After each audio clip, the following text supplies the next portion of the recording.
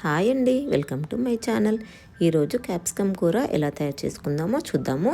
ఈ క్యాప్సికమ్ కూరకి క్యాప్సికము, టమాటాలు, ఉల్లిపాయలు అన్నీ కట్ చేసి పక్కన పెట్టుకొని స్టవ్ వెలిగించుకొని ఒక కడాయి పెట్టుకొని ఇందులో ఒక 2 టేబుల్ స్పూన్ల నూనె కానీ 3 టేబుల్ స్పూన్ల నూనె కానీ వేసుకోవాలి.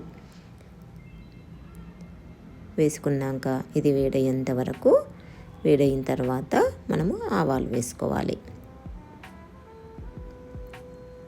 ఆవాలు కొంచెం వేడయ్యాక జీలకర్ర వేసుకోవాలి. జీలకర్ర వేసుకున్నాక మనం కొంచెము అన్ని కూరలలో మెంతి పొడిని యాడ్ చేసుకోవాలి. ఇది అయిన తర్వాత మనం అల్లం వెల్లిగడ్డ పేస్ట్ వేసుకోవాలి.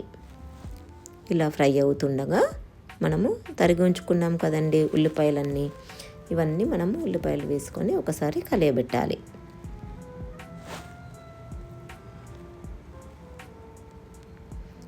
కొంచెం కరివేపాకు కూడా వేసుకోవాలి.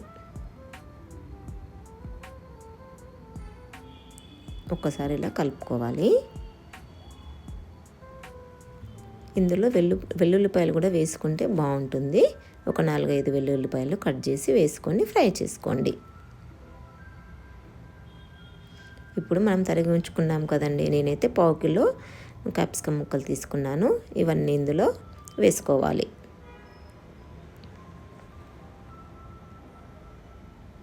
ఒక్కసారి కలియబెట్టండి.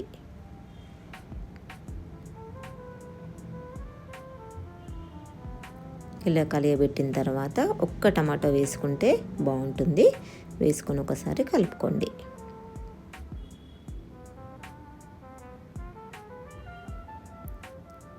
ఇలా కలిగిన తర్వాత మూత పెట్టుకోండి, మంచిగా మగ్గుతుంది. తర్వాత ఒక 5 నిమిషాల తర్వాత మూత తీసి పక్కన పెట్టుకొని మళ్ళీ ఒక్కసారి కలుపుకోండి. కలిపిన తర్వాత ఇందులో తగినంత ఉప్పు వేసుకోండి. ఉప్పు వేసుకున్న తర్వాత మళ్ళీ ఒక్కసారి కలుపుకోవాలి.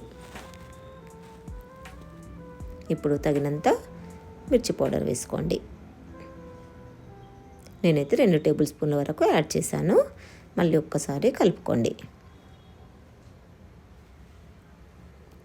ఇప్పుడు గరం మసాలా వేసుకోవాలి. ఒకసారి కలిపేసిన తర్వాత కొంచెం మనం వాటర్ పోస్తే ఇది కూర మంచిగా మగ్గుతుంది. ఇలా మూత పెట్టుకోండి. మళ్ళీ ఒక 10 నిమిషాల తర్వాత మూత ఓపెన్ చేసుకోండి. మూత ఓపెన్ చేసుకున్న తర్వాత ఒక్కసారి కలుపుకోండి. ఇది కొంచెం ఒగరు ఉంటుంది కదండి, దీనికి కొంచెం బెల్లం యాడ్ చేసుకుంటే బాగుంటుంది. ఇది ఒక